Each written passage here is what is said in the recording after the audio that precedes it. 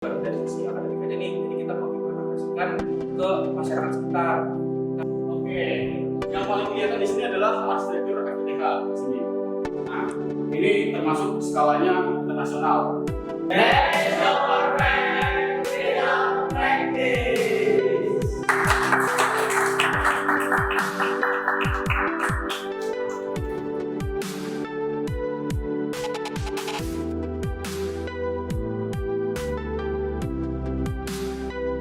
Bang, bentar bang. Oh ya, Mau kemana bang? Mau masuk lab ya? Boleh ikut nggak nih? Aku penasaran banget sama lab ini. boleh, silakan. Oh iya bang, sebelumnya boleh kenalan dulu nggak nih? Ini dari lab mana sama siapa? Oke. Kenalin, nama gue Muhammad Fidal Fajari. Alhamdulillah sebagai koordinator asisten dari Optikom Laboratory pengurusan 2022-2023. Oh oke. Jadi sekarang kita lagi ada di mana nih bang? Sekarang kita udah mau ke lab TLT 1010 di mana ruang 10 lantai 10 ini dijadiin untuk praktikum mata kuliah pengampu itu sistem komunikasi optik gitu. Wah oke deh, kalau gitu kita boleh nggak lanjut ngobrol di dalam aja nih bang? Oke, boleh yuk, masuk silakan.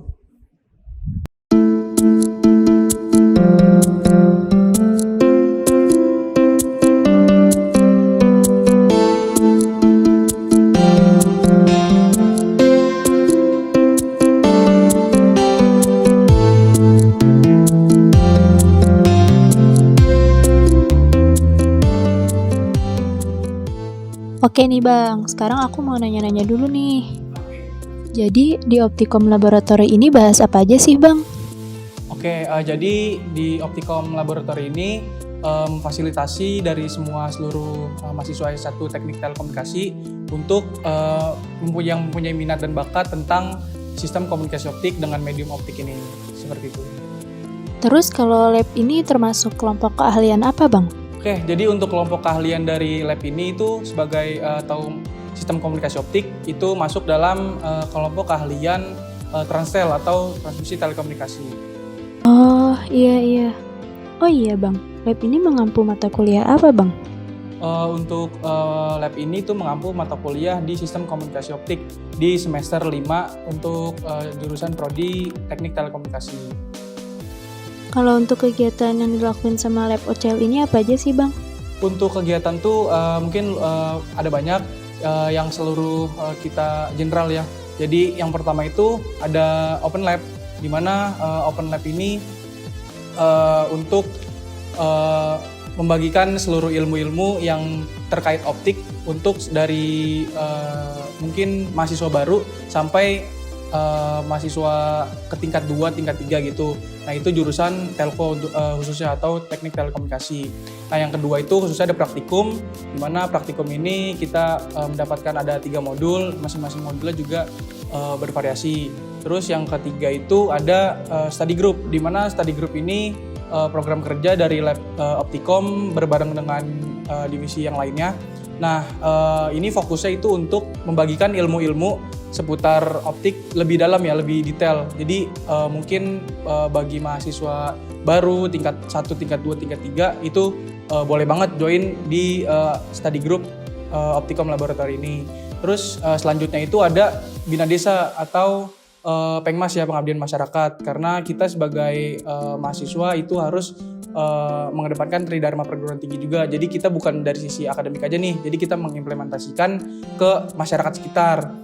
Nah, tepatnya itu ada di desa Rakutak di Kabupaten Bandung. Nah, kepengurusan kita itu membagikan sebuah alat yang dimana itu berfungsi untuk mengecek atau mengukur kadar kelembaban tanah dari tanaman kopi, suhu dan kelembaban tanaman kopi di desa tersebut, yang bertujuan untuk mengetahui seberapa kualitas dari tanaman biji kopi tersebut untuk dipanen atau untuk dievaluasi lah, mungkin kesuburannya atau gimana itu masih kurang. Mungkin dari kita seperti itu dari sisi alatnya.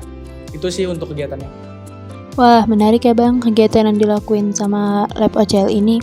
Oh iya bang, untuk lab ini cuma praktikum aja atau ada risetnya juga? Nah untuk lab ini tuh ada 2, jadi ada divisi praktikum sama divisi riset. Nah 2 divisi tersebut masih dibawahi oleh saya sebagai koordinator asisten. Kalau untuk jumlah asisten ada berapa Bang?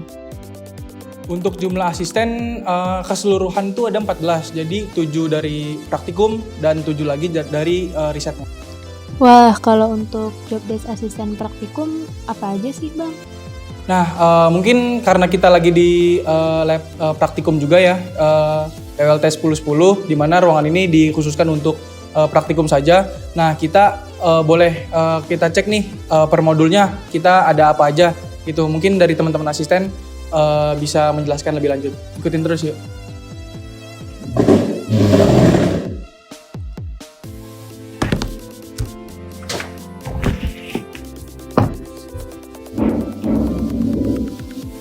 Kenalan yuk sama modul 1.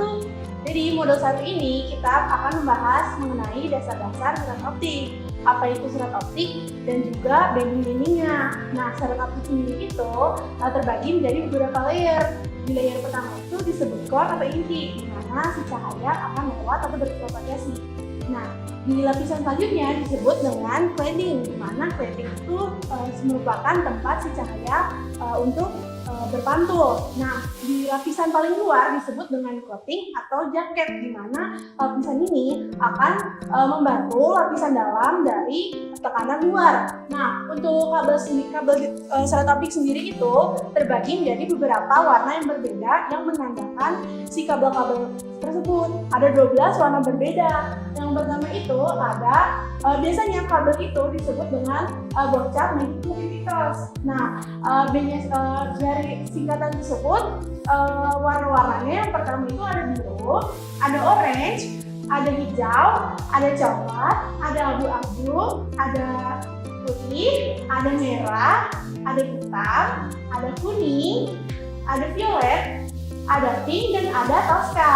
Nah, selanjutnya aku akan kenalin kalian ke alat-alat praktikum yang biasa digunakan pada modul 1 ya. Nah, alat-alat pada modul 1 ini kami menggunakan 2 jenis pixel berbeda. Nah, kenapa kita menggunakan 2 jenis pixel berbeda? Dikarenakan kita akan melakukan perbandingan di antara 2 jenis kabel yang berbeda. Nah, yang warna oranye ini itu disebut dengan pixel jenis multimode, di mana si knot atau si bintik-bintik dari kabelnya itu lebih menyebar dibandingkan dengan kabel single mode. Nah, yang kuning ini disebut dengan kabel single mode.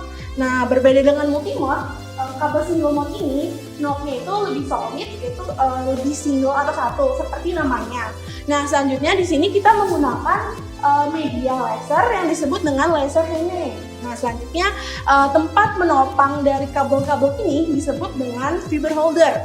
Nah, selanjutnya ada tempat menampilkan hasil propagasi cahaya laser tersebut yang disebut dengan stand holder. Nah, selanjutnya kita akan melakukan pengukuran dari ujung fiber holder ke stand holder ini menggunakan media penggaris.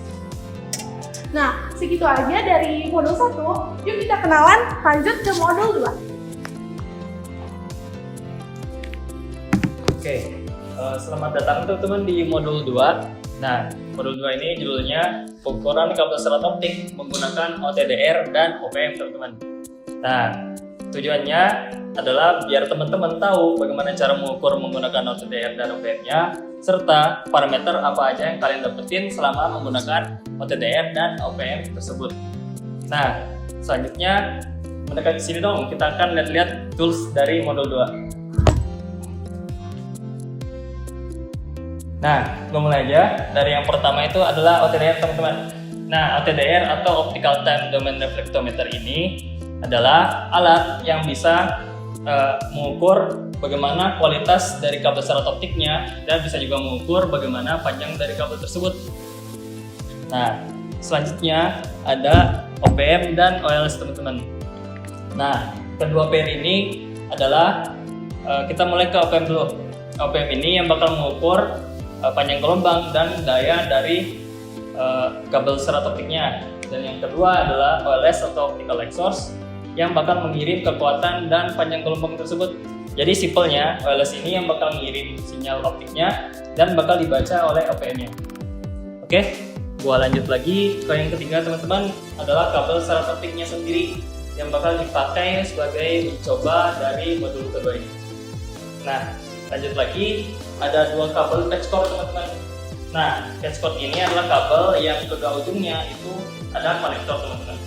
Nah, konektor ini adalah konektor bertipe SC. Nah, kabel patchcord ini digunakan untuk menyambung OPM dan OLS tadi, serta menyambung OTDR-nya juga ke kabel serat optiknya. Oke, yang terakhir ada adapter teman-teman. Nah, adapter ini untuk nyambungin kabel-kabelnya. Yang tipe ini adalah tipe SC ke SC yang bakal disambung menggunakan patchcord. Nah, yang ini adalah SC ke SC yang bakal disambung dari kabel patchcord ke kabel OTDR. Nah, itu untuk tools-toolsnya untuk modul 2. Sekarang kita akan ke modul 3 nih teman-teman.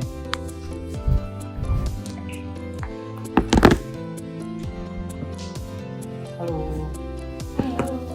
Oke, mungkin boleh jelasin dari tujuan dari modul 3 sama tools-tools yang dipakai. Selamat datang di modul 3, yaitu mengenai penyambungan serat optik menggunakan Vision Splicer. Nah, tujuan dari modul 3 itu yang pertama untuk mengetahui cara penyambungan menggunakan Vision Splicer.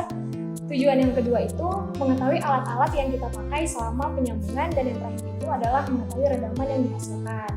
Nah, jenis penyambungan itu ada 3 jenis. Yang pertama itu penyambungan tidak permanen, penyambungan semi permanen, serta penyambungan permanen. Nah, yang kita pakai di modul 3 ini adalah teknik penyambungan permanen. Untuk alat-alatnya ada apa aja ya? Oke, tadi udah disebutin 2 tujuan dari praktikum di modul 3 ini. Di sini sekarang kita akan ke tools-tools yang kita pakai pada modul 3 ini. Yang pertama, tentu saja ada kabel optik yang kita gunakan untuk disambung nanti. Lalu yang kedua, di sini ada stripper. Stripper di sini digunakan untuk mengupas kabel serat optik yang akan kita sambung. Lalu selanjutnya ada cleaver. Cleaver di sini digunakan untuk memotong kabel serat optik. Lalu selanjutnya di sini ada alkohol dan tisu optik, digunakan untuk membersihkan kabel serat optik yang sudah kita kupas. Lalu selanjutnya di sini ada Vision Splicer sendiri yang digunakan untuk menyambung kabel serat optik yang tadi sudah kita kupas dan kita potong. Lalu terakhir di sini ada protector sleeve yang digunakan untuk melindungi kabel serat optik yang akan dipanaskan di heater nanti. Oke, selain alat-alat yang kita gunakan untuk menyambung ini, ada alat lain yang kita gunakan untuk keamanan kita saat menyambung kabel serat optik. Nah, kita menggunakan sarung tangan, juga ada lakban, serta kaleng bekas untuk mengumpulkan serpihan serat optik yang ada di sekitaran. Oke, mungkin segitu aja dari modul 3 yang menutup modul dari sistem komunikasi optik ya. Kita balikin. Oke. Wah, kan aku udah tahu nih Bang, apa aja yang dipelajarin sama praktikum, terus tadi alat-alat apa aja yang digunain sama praktikum juga. Sekarang aku pengen tahu nih Bang, tentang risetnya. Oke, selain di tools-tools yang ada di ruangan ini atau ruangan praktikum, kita juga punya tools yang gak kalah keren di ruangan riset, di mana ruang riset itu ada di 1109, di lantai 11 di ruangan 9. Mungkin untuk itu biar kita langsung ke sana aja, biar kita tahu lebih lanjut. Oke, kita udah sampai di lab riset, yaitu di lantai WLT, lantai 11, ruang 9. Nah, di mana di sini juga mempunyai tools-tools yang menarik juga yang untuk dijelasin ke teman-teman semua nih. Nah, di sini udah ada bersama koordinator riset. Boleh perkenalkan, Bang? Oke, perkenalkan nama saya Atala Fafian Novendadasya, biasa dipanggil Atala. Jabatan saya di sini adalah sebagai koordinator riset. Oke, mungkin kita langsung aja kali ya Bang ya, buat Boleh. jelasin ada apa aja sih di dalam ini. Oke, ini adalah tools di riset. Boleh, lanjut sini aja. Oke, yang paling kelihatan di sini adalah arsitektur FTTH di sini. Nah, boleh kesini aja. Nah, yang paling kelihatan di sini arsitektur FTTH yang harusnya diawali dengan OLT di sini. Tetapi karena kita tidak ada OLT-nya, kita lanjut di ODF aja. Nah, oke.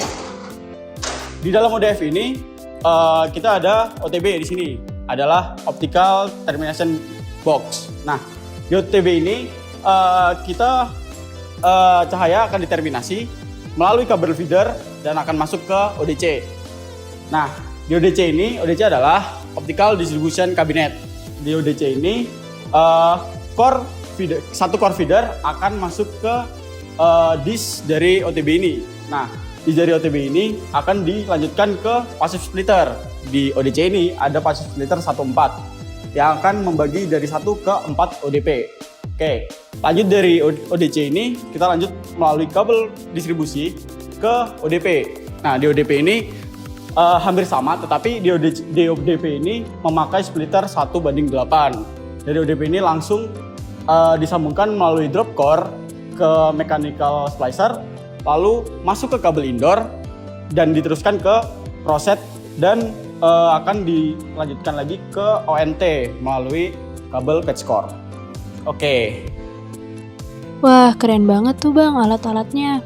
Sekarang aku boleh tahu nggak nih Bang, job desk asisten riset tuh apa aja sih? Oke, job desk asisten riset di sini adalah seperti yang kalian tahu sendiri, riset, yaitu kita melakukan riset mandiri dan ada juga riset dosen. Nah, selain riset dosen dan riset mandiri, kita juga adalah lomba. Kita mengikuti lomba-lomba dan alhamdulillah ada yang membuahkan hasil juga. Terus kegiatan apa aja sih Bang yang dilakuin sama tim riset? Oke, kegiatan yang dilakukan tim riset, boleh langsung ke sini aja. Yang pertama, kita ada 3 divisi. Yang pertama adalah divisi alat, lalu ada paper 1 dan paper 2. Di divisi alat dulu. Di divisi alat, yang kita ada beberapa alat nih di sini. Yang pertama ada alat VLC. Ini adalah hasil dari riset dosen yang kami lakukan kemarin. Ada alat VLC dan juga ada alat pengukuran suhu menggunakan thermocouple tipe K. Nah, di dalam VLC ini di sini ada transmitter dan ada receivernya. Yang kalian tahu, ketika dinyalakan si LED dari transmitter ini akan nyala dan LED akan menghasilkan panas. Nah, panas ini akan diukur dengan thermocouple tipe K dan suhu itu akan terekam. Dan panas ini akan mempengaruhi bitrate-nya. Nah, bitrate ini akan tampil di layar monitor pada laptop. Oke, ini adalah alat yang pertama. Lanjut ke alat yang kedua akan dijelaskan oleh Suhan. Oke, perkenalkan nama saya Suhan, saya dari divisi alat. Nah, saya akan menjelaskan VLC dari yang kedua. Yang ini VLC ini masuknya adalah riset mandiri. Nah, VLC ini lebih ke prototype. Prototype yang tahap pertama yang kita buat ini, prototype kita tuh masih masuk tahap pertama, yaitu mengirimkan pesannya itu menggunakan teks. Mengirimkan pesan yaitu berupa teks. Nah, nanti rencana kita untuk selanjutnya yaitu kita bisa mengirimkan pesan berupa gambar, video maupun internet. Itu adalah dari rencana untuk di prototype kita selanjutnya. Bisa langsung dilanjutkan ke atas. Oke, ini adalah divisi yang pertama. Kita lanjut ke divisi yang kedua. Yaitu ada divisi paper 1 dan paper 2. Kita langsung ke paper 1 dulu. Boleh dijelaskan Mas Farul dan Mas Tito, di paper 1 nih ngapain aja sih?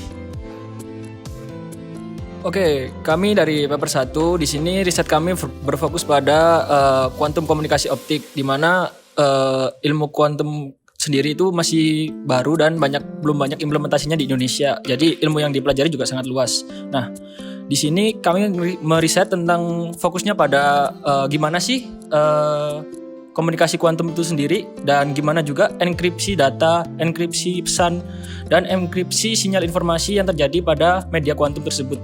Sederhananya seperti itu.